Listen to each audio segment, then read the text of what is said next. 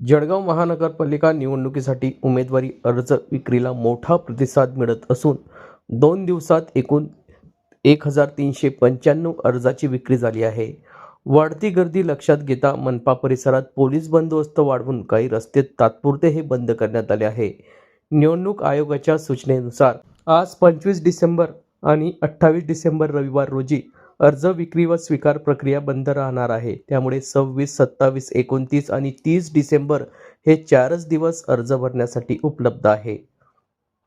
दरम्यान उमेदवारीसाठी आवश्यक असलेले नो ड्यूज दाखल्यासाठी महानगरपालिकेत गर्दी वाढली असून आरोग्य विभागाकडून आतापर्यंत 950हून अधिक शौचालय वापराचे दाखले देण्यात आले आहे। या संदर्भातली माहिती आज दिनांक 25 डिसेंबर रोजी दुपारी 2 वाजता माध्यमांना प्राप्त झाली आहे।